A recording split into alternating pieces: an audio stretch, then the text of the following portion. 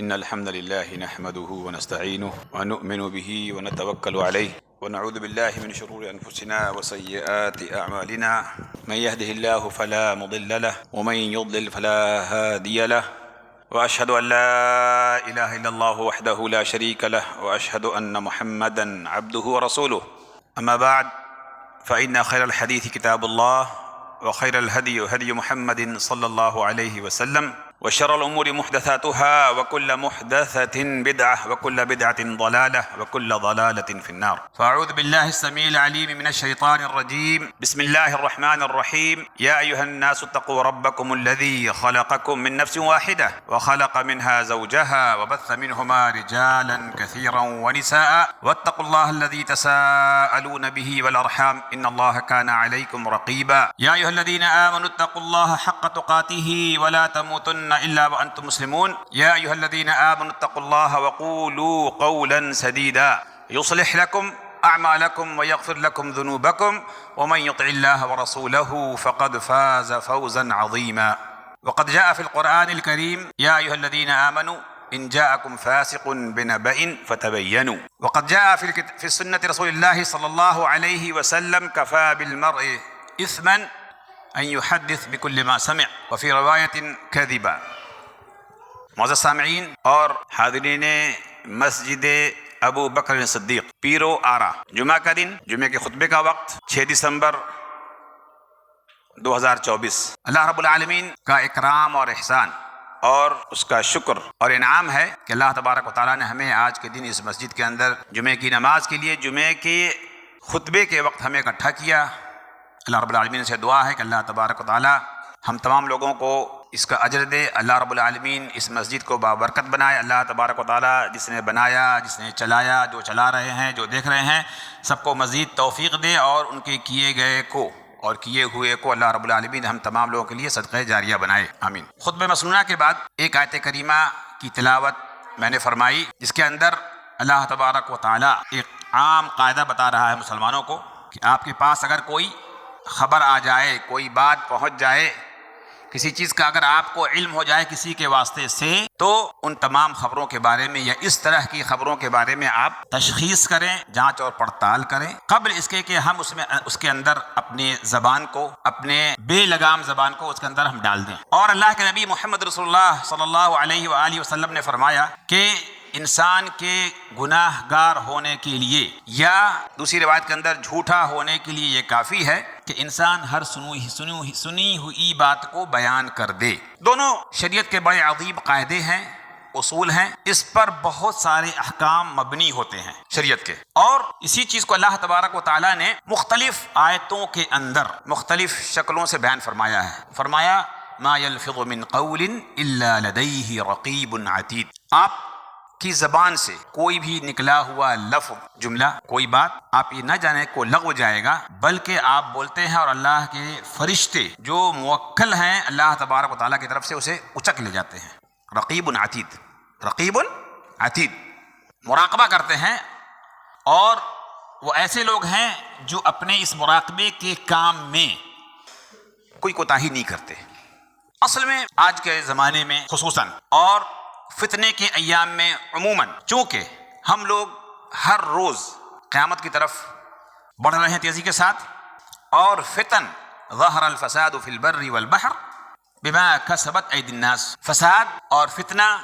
روزانہ بحر و بر میں، خشک و تر میں ظاہر ہوتا چلا جا رہا ہے. اس کی شکلیں مختلف ہیں، اس کی چیزیں مختلف ہیں، لیکن وہ اللہ تبارک و تعالیٰ کے ہاں آزمائش کی چیز. لوگوں کو جانچ کرنے کے لیے کہ لوگ اس کے اندر کتنے ثابت قدم رہتے ہیں، اس طرح کے فتن کو دیکھ کر کے، فتنوں کو پرکھ کر کے کتنا ثابت قدم ہیں، اپنے ایمان کو کس قدر وہ بچا لے جاتے ہیں، اپنے زبان کو، اپنے اعمال کو، اور یہ کہ اس مجتمع اور سوسائٹی کو جس میں وہ رہ رہے ہیں کس قدر اس پر وہ عمل کرتے ہیں. اللہ تعالیٰ ہمیں وہ چیک کرتا ہے. وَلَنَبْلُوَنَّكُمْ بِشَيْءٍ مِّنَ الْخَوْفِ وَالْجُوعِ إِلَى آخِرِ الْآيَةِ. اللہ رب العالمین ہمیں چیک کرتا رہتا ہے کہ ہم کس قدر ثابت قدم ہیں. آج کے زمانے میں سوشل میڈیا، آج کے زمانے میں جتنی بھی انواع تواصل اجتماعی ہیں جس کو ہم جانتے ہیں اور جسے ہم نہیں بھی جانتے ہیں بہت سارا، آپ ٹک ٹاک لے لیں، انسٹاگرام لے لیں، فیس بک تو بہت پرانا ہو گیا ہے، اس کو لے لیں، واٹس ایپ لے لیں، اور بے تحاشا جو وسائل موجود ہیں، پرنٹ میڈیا ہو، غیر پرنٹ میڈیا ہو، جتنی ساری چیزیں موجود ہیں، اور ان تمام وسائل تواصل سے ہمارا تعلق. ایک زمانے میں جب یہ ٹی وی آیا تھا تو لوگ پوچھتے تھے مفتیان دین سے کہ یہ تو ٹی وی، اس کا حکم کیا ہے، اس کا حکم کیا، ہمیں دیکھنا چاہیے، لینا چاہیے، خریدنا چاہیے، کاروبار کرنا چاہیے، نہیں کیا ہونا چاہیے؟ ہمیشہ اللہ تبارک و تعالیٰ نے علماء کو فراست دیا ہے. وہ جب بات کہتے ہیں تو آج کی بات نہیں کرتے. جب یہ ظاہر ہوا تھا اس وقت کے فتاوے موجود ہیں علماء کے اور علماء ربانی کے. صلاح ذو حدین ہے، یہ صلاح ذو حدین، یعنی خیر کا پہلو بھی ہے، شر کا پہلو بھی ہے. ہمارا آپ کا معاملہ اس کے ساتھ کیسا ہے، ہم کیسے اس کے ساتھ ٹیکل کرتے ہیں، کیسے اس کو استعمال کرتے ہیں، اور کتنا استعمال کرتے ہیں، کس چیز میں استعمال کرتے ہیں، تو اس کا حکم آپ خود سے لگا لیں. لہذا وہ پورا وہ نظام یا وہ سسٹم جو ہے خراب نہیں ہے، بلکہ آپ نے جتنا اس کو استعمال کیا اسی حساب سے وہ چیز خراب یا اچھی ہے. ہم نے جو آیت پڑھی، اور یا وہ آیت نہیں بلکہ وہ آیت اور ساتھ ساتھ ایک قاعدہ ہے، علمی قاعدہ ہے. حدیث پڑھی، وہ بھی اس قاعدے کے ساتھ لگی ہوئی ہے. ہمیں اور آپ کو پتا ہے کہ جب اس طرح کے شائعات، جھوٹی باتیں، سچی باتیں، اگر جو سچی بھی کہیں نہ ہو، اس کو ہم پھیلانے میں جو ہمارا کردار ہوتا ہے، ہم مسلمانوں کا، ہم انسانوں کا ہونا کیا چاہیے کردار ہمارے لیے، اس کے سامنے اللہ تبارک و تعالی کون سا قاعدہ ہمیں دیا ہے. اور اس طرح کی باتوں کو پھیلا کر کے ہم اپنے بھائیوں کو رعب میں، خوف میں، بیماریوں میں اور مختلف طرح کی خرابیوں میں ڈال دیتے ہیں اپنی اس چند جملے کی وجہ سے. اس پر جو مرتب ہو رہا ہے، جو چیز مرتب ہوتی ہے، اس میں ہم دیکھنے کی ضرورت ہے. واقعہ میں آپ لوگوں کے سامنے بیان کروں گا. اذ تلقونه، اللہ رب العالمین نے فرمایا ہے سورۃ النور کے اندر کہ اذ تلقونه بألسنتکم وتقولون بأفواہکم ما لیس لکم بھی علم وتحسبونہ ہینا وہو عند اللہ عظیم. آپ کے سامنے کوئی خبر آ جاتی ہے، فٹافٹ آپ اس کو لے لیتے ہیں. اس تلقون، دیکھیں تعبیر ہے قرآن کی تعبیر بالکل ویسی جیسے میں آپ کو بتا رہا ہوں، بلکہ اس سے کہیں اچھی ہے، لیکن ہماری تعبیر میں شاید تقصیر بھی ہو. اذ تلقونہ بألسنتکم، آپ لوگ اس کو اچک لیتے ہو. کوئی خبر آتی ہے، آپ اس کو اچک لیتے ہو. ما لیس لکم بھی علم، اچکتے ہو اور پھر اس کو پھیلا دیتے ہو. تمہیں اس کے بارے میں علم نہیں ہے. وَتَحْسَبُونَهُ هَيِّنًا، اور ساتھ ساتھ آپ کا تصور یہ بھی ہے کہ جو میں کام یہ کر رہا ہوں تو کوئی بات نہیں، اس سے کیا ہوگا، چند باتیں میں نے کسی کے بارے میں کہہ دی. اور اللہ رب العالمین فرماتا ہے آپ اس کو بڑا چھوٹا سمجھ رہے ہو، ہین اور آسان سمجھ رہے ہو. اللہ رب العالمین کے وَهُوَ عِندَ اللَّهِ عَظِيمٌ، اللہ تبارک و تعالیٰ کے تمہاری یہ حرکت اے مسلمانوں نہایت ہی، یہ ارتکاب تمہارا نہایت عظیم جرم کا باعث ہے، یا نہایت عظیم یہ جرم ہے اللہ رب العالمین کے ہاں. یہ واقعہ، یہ آیت جو نازل ہوئی، ہر آدمی جانتا ہے کہ یہ آیت، اللہ تبارک و تعالیٰ نے اس آیت کے اندر اشارہ کیا ان صحابہ کرام کے مجموعے کی طرف جنہوں نے حضرت عائشہ صدیقہ رضی اللہ تعالیٰ عنہا کو تہمت لگائی تھی. صحابہ کرام کی جماعت ہے، تصور کریں، عہد نبوت کا زمانہ ہے، ہر طرف دینداری پھیلی ہوئی ہے، لوگ اللہ تبارک و تعالیٰ سے بالکل جڑے ہوئے ہیں، جڑے نہیں ہیں، بالکل اللہ رب العالمین سے اتنا قریب ہیں ہم تصور نہیں کر سکتے. کبھی بھی وہ اللہ تبارک و تعالیٰ کے تصور سے، اس کے علمی وجود سے اور اللہ کے نبی محمد صلی اللہ علیہ وسلم کے وجود سے وہ دور نہیں ہے. بالکل اس مجتمع میں، سوسائٹی میں ایک متماسک مجتمع ہے، دین سے جڑا ہوا ہے، ہر وقت اللہ اس کے رسول کی بات ہے ان کے ذہن میں، اور ساتھ ساتھ دین ہی صرف ہے. وہ صحابہ کرام کی جماعت ہے جنہیں اللہ رب العالمین نے رضی اللہ عنہم ورضوا عنہ، جنہیں اللہ تبارک تعالیٰ نے یہ سرٹیفکیٹ دیا ہوا ہے کہ اللہ رب العالمین راضی اور وہ لوگ اللہ تبارک و تعالیٰ سے راضی. رضامندی کا سرٹیفکیٹ ایشو کیا اللہ رب العالمین نے. ان لوگوں نے اس خبر کو لے لیا اور پھیلا دیا مدینے کے اندر. اللہ تبارک تعالیٰ نے برات کا اظہار کیا اپنے نبی کی بیوی کا، امہات المومنین کا، اور ساتھ ہی ساتھ ایک قاعدہ بیان کر دیا، مسلمانوں سمجھو، اور آپ اپنے تمام اعمال کو، جتنے بھی آپ کے اعمال ہیں، کتنے بھی اپنے عمل کرتے ہو، مسجد بنا دیتے ہو، مدرسہ بنا دیتے ہو، اس کو چلا رہے ہیں، اس کا آپ کا اٹھنا بچھونا ہے، وہ آپ اس میں بیٹھتے ہو، چلاتے ہو، دیکھتے ہو، اسی کے لیے کام کر رہے ہو. سب کرنے کے باوجود اگر آپ نے اس کا خیال نہیں کیا، ان العبد لا يتكلم به الكلمة لا يلقي لها بالا، ایک بندہ چند باتیں کہہ دیتا ہے اور دل میں اس کا آتا ہی نہیں کہ میں نے کیا بولا ہے، یہ تو چھوٹی سی بات ہے، فلانے صاحب تو خراب ہیں، فلانے صاحب تو ایسے ہیں، وہ پیسے کھاتے ہیں، وہ لیتے ہیں، جو چاہیں آپ بول لیں. اللہ تبارک تعالیٰ کے نبی کی تعبیر دیکھیں، ان العبد لا يتكلم بالكلمة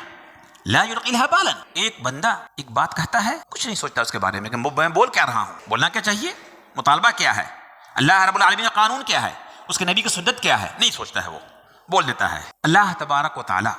اس کے اس کلمے، اس جملے، اس بات کی وجہ سے جہنم میں ڈال دیتا ہے، جہنم میں ڈال دیتا ہے، جبکہ وہ موحد بندہ ہے، وہ بندہ موحد ہے، وہ بندہ اللہ تبارک و تعالیٰ ہی کی بات کرنے والا ہے اور اللہ کے نبی کی سنت پر عمل کرنے والا ہے، لیکن اس کو بول دیتا ہے. اس کا تصور ہمیں کرنا چاہیے. آج کے وقت اور آسان ہو گیا ہے، یہ اور آسان ہو گیا ہے. صبح ہوتی ہے، چند میسج ہمارے پاس آتے ہیں، وہ جتنے بھی وسائل اس کے ہیں، اور ہم اس کے بارے میں بغیر جانے ہوئے، بغیر سمجھے ہوئے فٹافٹ دوسرے کو فارورڈ کر دیتے ہیں، یہ سمجھتے ہوئے کہ یہ ہمارا نیک کام ہے. کیا فرماتا ہے سورہ کہف کے اندر، جس سورت کو ہم لوگ ہر ہفتے پڑھتے ہیں، اس کے آخری آیت میں الذین یحسنون صنعا ضل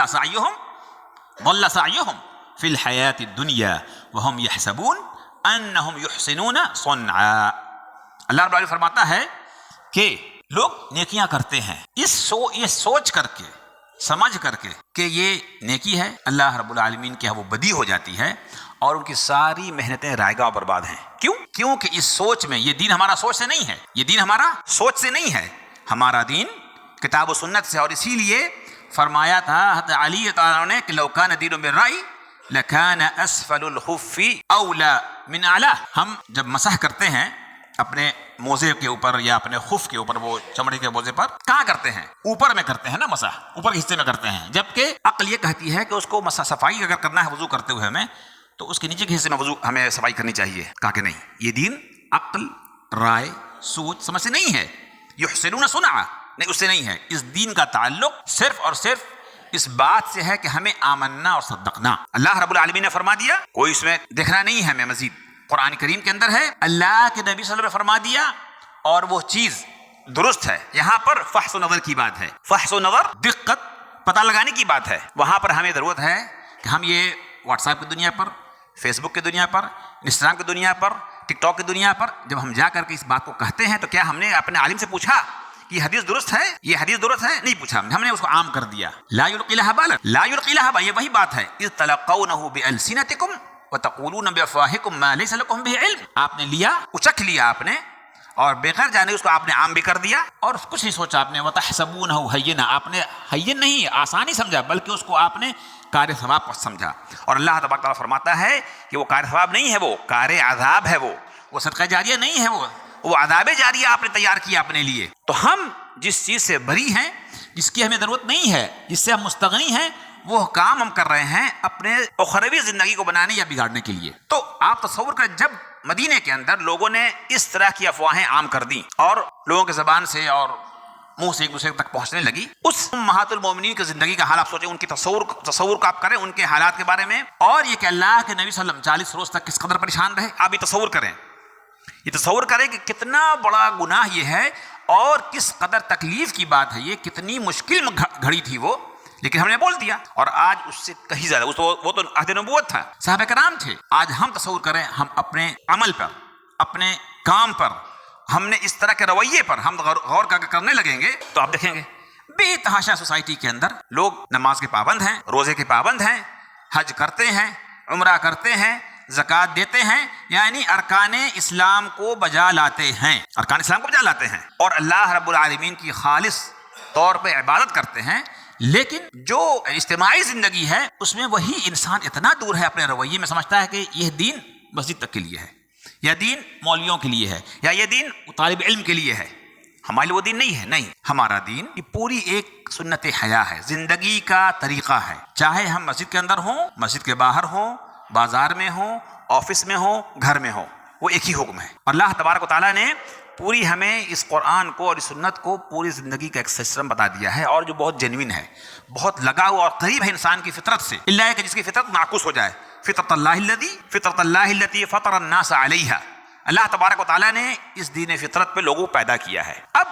جو آدمی اس دین فطرت کو سمجھے گا، اس پہ عمل کرنے کی کوشش کرے گا اور عالم دین سے جڑا رہے گا، وہ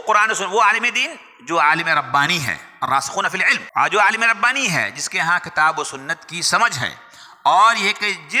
جن دلیلوں کو قرآن و سنت نے دلیل بنایا ہے اس کی وہ سمجھ رکھتا ہے، اور ایک ان دلیلوں کا سمجھنے والا جس طرح صحابہ کرام نے سمجھا ہے اس طرح وہ سمجھتا ہے، تو پھر یہ دین وہ عالم ربانی ہے. ہم تصور کریں، میں ٹاپک تو 2-3 لے کر کے میں آیا ہوں، لیکن شاید لگتا ہے کہ نہیں ہو پائے گا. ہم یہ تصور کریں کہ ہمارا تعلق کس قدر قربت یا بعد کا ہے اپنے عالم سے، اپنے عالم سے کتنی قربت اور بعد کا ہے، کس قدر ہم اپنے عالم سے قریب ہیں. یا یہ کہ اپنے عالم سے قریب ہونے کا مطلب شخص پرستی نہیں ہے، بلکہ اس کے علم سے، جو اس کے پاس علم ہے قرآن سنت کا، جو سفینہ نجاہ ہے ہمارے لیے اس دنیا کے اندر، سرخروئی اور عزت، اور آخرت کے اندر اللہ رب العالمین کی جنت کا جو ذریعہ جس کو اللہ رب العالمین نے بنایا ہے، ہم اس سے کتنی محبت رکھتے ہیں، کتنے ہم قریب ہیں. تو انسان کو پتہ چلے گا کہ نہیں، ہم اپنی زندگی میں مسجد میں شاید میں نماز تو پڑھتا ہوں 5 وقت کی، وہاں کوشش کرتا ہوں کہ سنت کے مطابق پڑھوں اور عبادت کروں تو اللہ تبارک و تعالیٰ کے بتائے طریقے پر کروں، لیکن وہی انسان جب مسجد سے باہر آتا ہے تو سب کچھ بھول جاتا ہے، یا سمجھتا ہے کہ وہ آزاد ہے، یا وہ سمجھتا ہے کہ وہ بالکل اس کے گلے سے وہ جو قلادہ تھا، وہ جو ہار تھا جو اسلام کا تھا، وہ نکل چکا ہے، وہ آزاد ہے، جو چاہے کر لے، جو چاہے بول دے، جو چاہے کہہ دے، جو چاہے اس کو نشر کر دے۔ نہیں بھائیو، ہم اگر مسلمان ہیں اور اللہ تبارک و تعالیٰ کے بنائے ہوئے برگزیدہ بندے ہیں، اس کے نبی کی پیروکار ہیں، تو پھر ہمارے پاس ہمارے زبان پر ہمیشہ تالا لگا ہوا ہے، ہمیشہ تالا لگا ہوا ہے۔ اور اسی لیے حضرت معاذ رضی اللہ عنہ نے ایک روز تعجب سے پوچھا، او ان لمؤاخذون علی السنتہم، اللہ کے رسول فرمایا، تعجب سے پوچھا کہ اے اللہ کے نبی صلی اللہ علیہ وسلم، کیا ہم جو اپنی زبان سے بولتے ہیں اس پر ہمارا مواخذہ ہوگا؟ تو اللہ کے رسول فرمایا کہ ثقلت کا امک یا معاذ، معاذ تم ایسی بات کہہ رہے ہو، تم ایسی بات کہہ رہے ہو معاذ ابن جبل، کیا ہے کہ تمہاری ماں تمہیں گم کرے، تمہیں نہ پائے؟ یہ ایک عرب میں مثل مشہور تھا، یہ تعجب کے وقت بولتے تھے، یہ سارا جو جہنم جو بھرے گا یہ ہمارے زبان کا نتیجہ ہے نا، الا حصائد السنتہم، جہنم کو جو ہم بھریں گے تو کیا لوگ جہنم میں ڈالے جائیں گے الا علی مناخرہم او حصائد السنتہم، زبان کا وہ نتیجہ ہے۔ وہ زبان جو بہت چھوٹا سا ایک عضو ہے آپ کے پورے بڑے جسم کے اندر، ایک عضو ہے، کہا کہ اسی کے سبب تو ہم جہنم میں ڈالے جائیں گے۔ اور اسی کو اللہ تبارک و تعالیٰ نے فرمایا قرآن کے اندر نا، الیوم نختم علی افواہہم وتکلمنا ایدیہم وتشہد ارجلہم بما کانوا یکسبون، قیامت کے دن تاکہ آپ حجت نہیں قائم کریں، اللہ تعالیٰ سے کٹھ دلیلی نہیں کریں، اللہ رب العالمین اس دن ہمارے زبان پر بھی پابندی لگا دے گا، گونگا کر دے گا اس کو، اور پھر ہاتھ بولیں گے، پیر کو گواہی بنا دے گا، پھر ہم کیا کریں گے؟ یعنی ہمارے خلاف ہمارا یہ جسم، یہ ہمارے اعضاء ہمارے خلاف ہو جائیں گے، پھر ہمارے پاس ایسی دلیل ہوگی اللہ رب العالمین کے نزدیک، ایسی دلیل ہوگی جس کا ہم کاٹ نہیں کر سکتے۔ تو اللہ تبارک و تعالیٰ نے ہمیں آزاد نہیں چھوڑا ہے، ساری آزادی کے باوجود جب چاہیں سو جائیں، جب چاہیں اٹھ جائیں، جب چاہے ہم کھا لیں، جب چاہے ہم کام کر لیں، جس کو چاہے ہم جو بول دیں، جس کو چاہے ہم جو بول دیں اپنی مرضی سے، لیکن یہ آزادی اللہ رب العالمین نے فرمایا یہ آزادی آپ کو جہنم رسید بھی کر سکتی ہے، آپ کو اللہ تعالیٰ سے دور کر سکتی ہے، آپ کو جنت سے دور کر سکتی ہے، لہذا آپ اس آزادی کو آزادی نہیں مانو، بلکہ یہ آزادی پابند ہے اس آزادی اور اس قلادہ کے جس قلادے کو آپ نے اپنے گردن میں ڈالا ہے، اور اس کا نام ہے اسلام، اس کا نام ہے ایمان، اس کا نام اللہ تبارک و تعالیٰ کی رضامندی پانا اور اللہ کے نبی کی سنت کی پیروی کرنا، یہ ہے اس کا نام۔ قل ان کنتم تحبون اللہ فاتبعونی، اللہ تبارک و تعالیٰ کی اتباع کب ہوگی؟ جب ہم اللہ کے نبی صلی اللہ علیہ وسلم کی اتباع کریں گے، تب جا کے ہم اللہ رب العالمین کی محبت کو پہنچ سکیں گے۔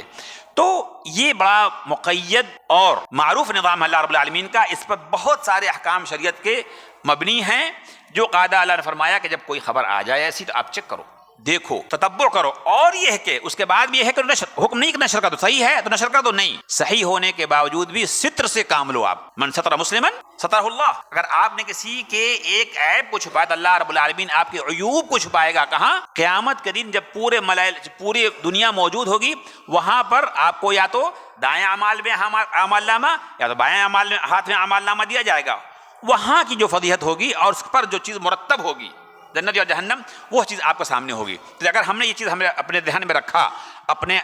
آنکھوں کے سامنے رکھا، تو پھر یہ مصیبت جو ہے ہمارے لیے، یہ ہماری زبان ہمیں یہاں تک نہیں لے کر کے جائے گی۔ اقول قولی ھذا واستغفر اللہ لی ولکم ولسائر المسلمین انہ ھو الغفور الرحیم۔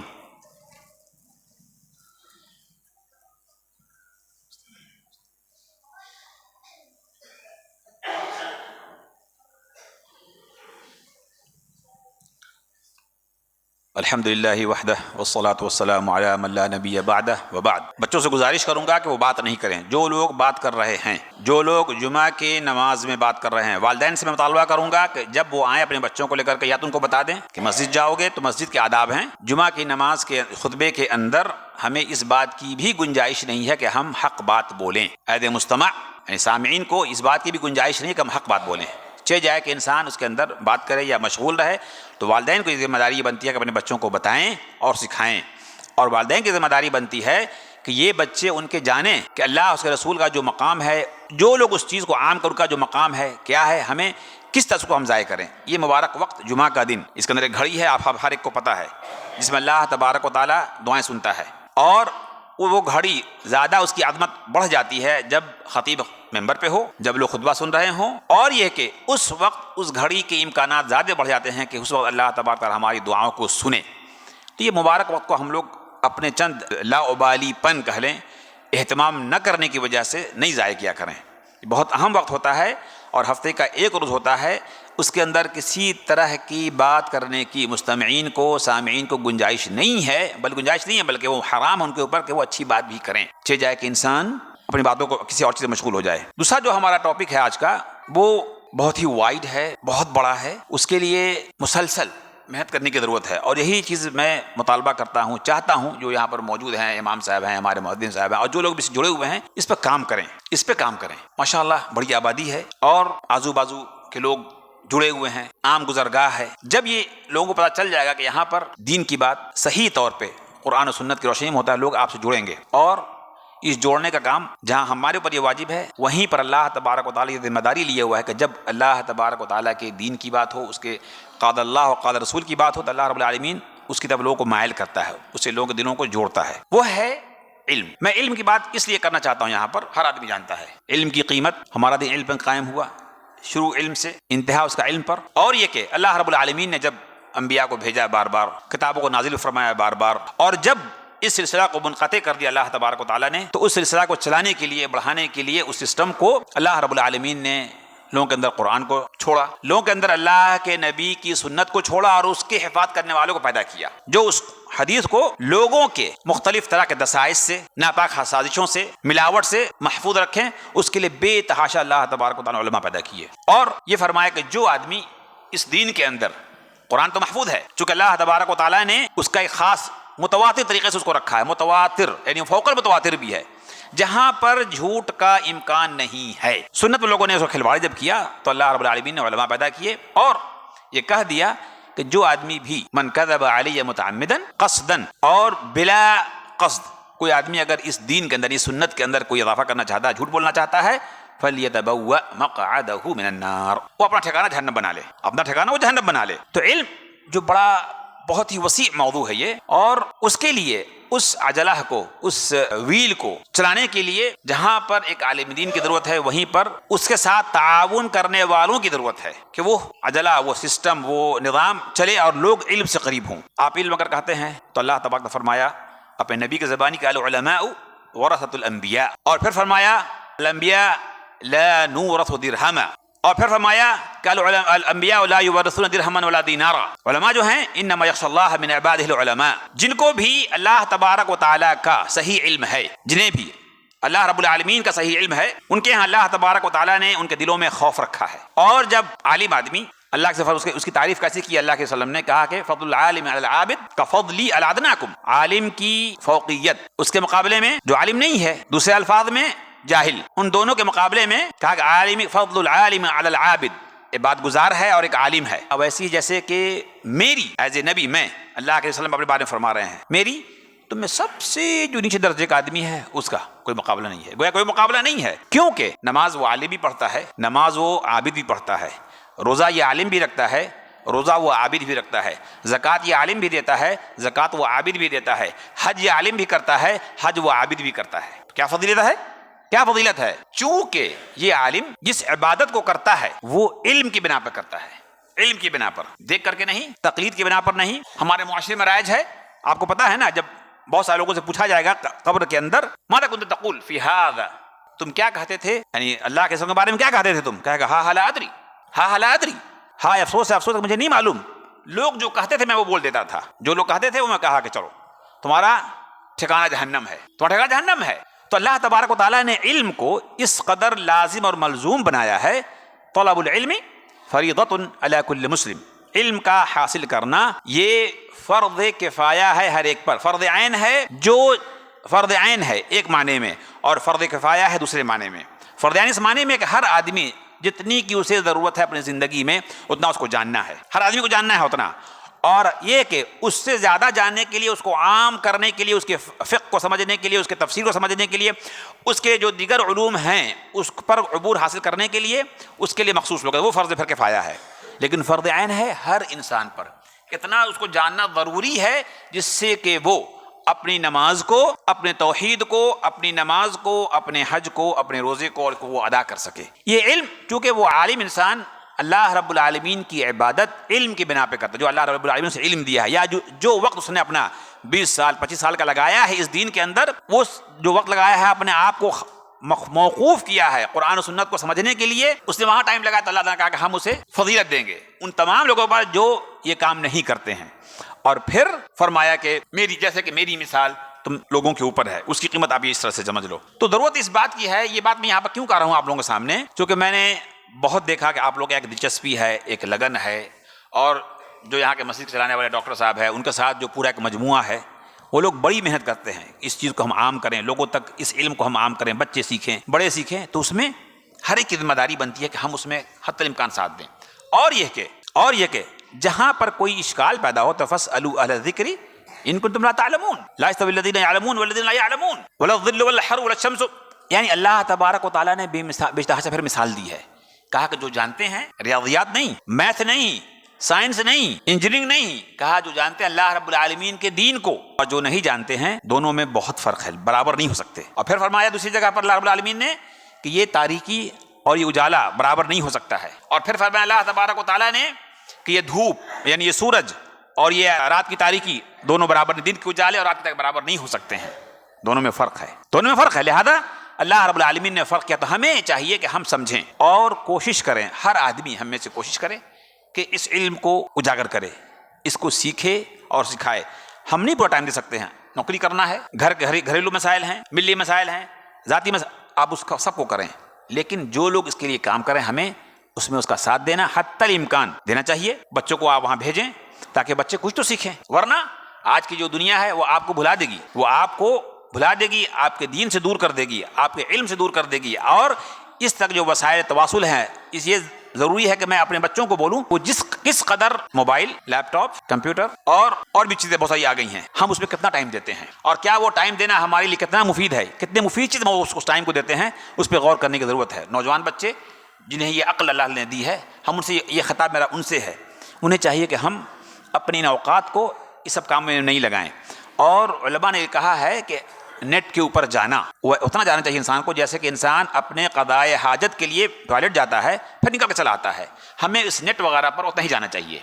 ہم جائیں وہاں پر، وہ بالکل صلاح ذو حدین ہے، جائیں وہاں پر اتنی چیز سے ہم اٹھا لیں یا لے لیں جو مفید ہمارے لیے ہے، اور اس کے بعد اس چیز کو بند کر دیں۔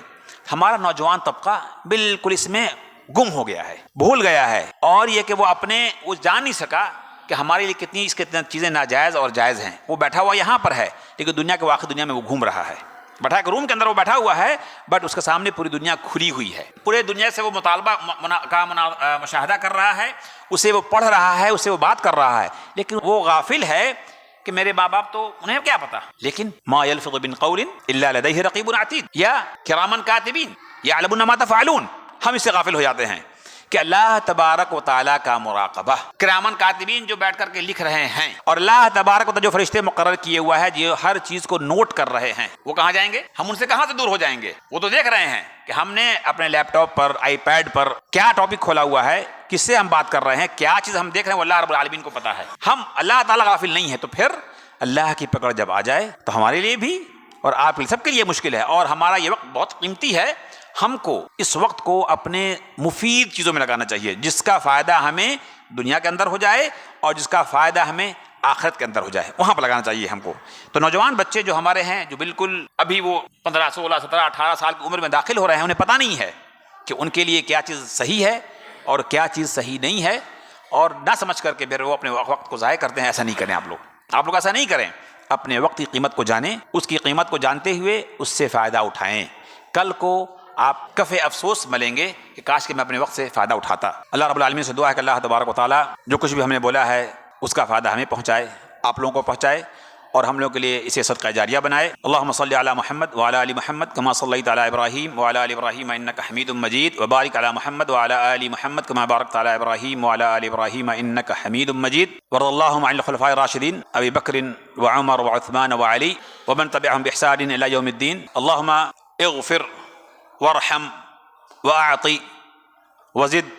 وبارک من بنى هذا المسجد ومن بنى مثل هذه المساجد في الدنيا، اجعله صدقة جارية له ولوالديه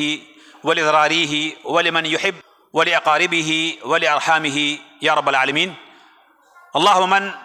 أدار هذا المسجد وأدار مثل هذه المساجد الذي بني لذكر الله عز وجل والذي بني على أسس التقوى